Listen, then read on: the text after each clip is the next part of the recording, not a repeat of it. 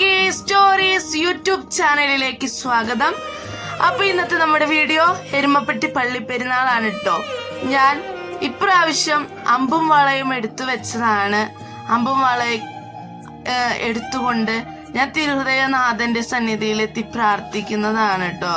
ഫസ്റ്റത്തെ ഈ കാണുന്നത് പ്രാർത്ഥിച്ചതിന് ശേഷം ഞാൻ തിരിച്ചു പോകുന്ന രംഗമാണ് ഈ കണ്ടുകൊണ്ടിരിക്കുന്നത്.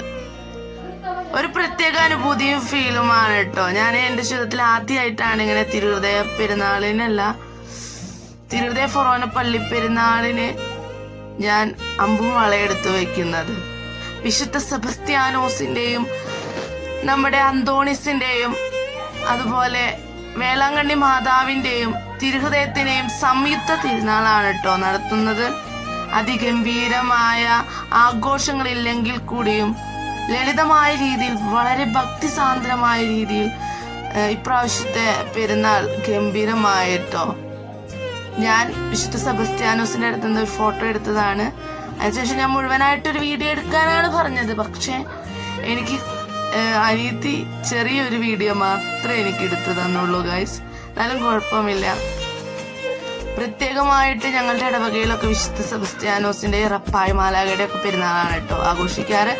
അതിനുശേഷം അവിടെ ഇപ്പോൾ കുർബാന നടക്കുന്ന പള്ളിയിലേക്ക് പോയി ഫ്രാൻസിസ് മാർപ്പാപ്പ വെഞ്ചരിച്ച തിരുഹൃദയ രൂപമാണ് കേട്ടോ അത്.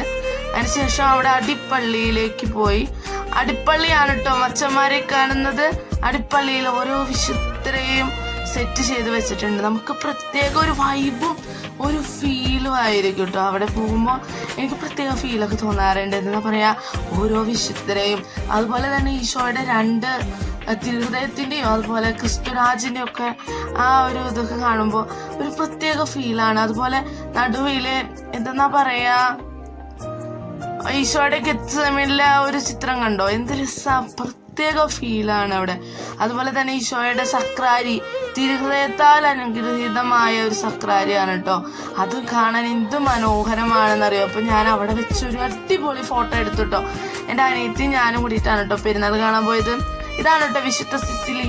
എനിക്ക് സിസിലി ഭയങ്കര ഇഷ്ടമായി. അതിനുശേഷം ഞാൻ അമ്മ വീട്ടിൽ പോയി. അവിടെ അച്ഛൻ്റെ കുട്ടി പടക്കം പൊട്ടിക്കുന്നതാണ് കേട്ടോ. അപ്പൊ എനിക്കും തോന്നി ഒരു പടക്കം പൊട്ടിക്കാൻ. അങ്ങനെ ഞാൻ പറഞ്ഞു, മോനെ എനിക്കും പടക്കം പൊട്ടിക്കണം. അങ്ങനെ ഞാൻ എൻ്റെ ജീവിതത്തിൽ ആദ്യമായി എങ്ങനെയാ എക്സ്പീരിയൻസ് പറയാ, ഞാൻ എൻ്റെ ജീവിതത്തിൽ ആദ്യമായി അങ്ങനെ ഞാൻ പടക്കം പൊട്ടിക്കാണ് കേട്ടോ. ഒറ്റാണ് പേടിച്ചിട്ടേ. ഞാൻ എത്ര മുതിർന്നു പറഞ്ഞിട്ട് കാര്യമില്ല. ആദ്യമായിട്ട് പൊട്ടിക്കുന്ന ടെൻഷനും കാര്യങ്ങളും എല്ലാം ഉണ്ട് എനിക്ക്. ഞാൻ എന്നിട്ട് ഇതാ പതുക്കെ അറിയാത്ത പോലെ വരിക.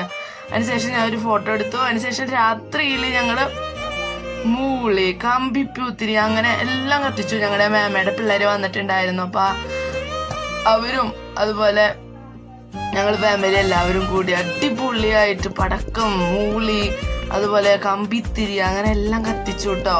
എല്ലാം വളരെ മനോഹരമായിരുന്നു. ആ രാത്രി കത്തിച്ചു. ആ മണ്ണല് കല്ലായത് കൊണ്ട് മുറ്റത്ത് കത്തിക്കാൻ പറ്റിയില്ല. അപ്പൊ സൈഡിലാണ് കത്തിച്ചിട്ടുണ്ടായിരുന്നത്. പക്ഷെ സംഭവം കത്തി കത്തി കത്തി കത്തി കത്തി കത്തി എന്റെ വണ്ടിയുടെ അടിയിലേക്ക് എത്തി. ഇതാ നോക്കിക്കോ, കണ്ട. അയ്യോ, ഞാൻ പേടിച്ചു. സത്യം പറഞ്ഞു കഴിഞ്ഞാൽ എന്റെ വണ്ടി പൊട്ടി തെറിക്കുമെന്ന്. പക്ഷെ ഭയത്തിന് അവിടെ വെച്ചിട്ട് അവസാനിച്ചു.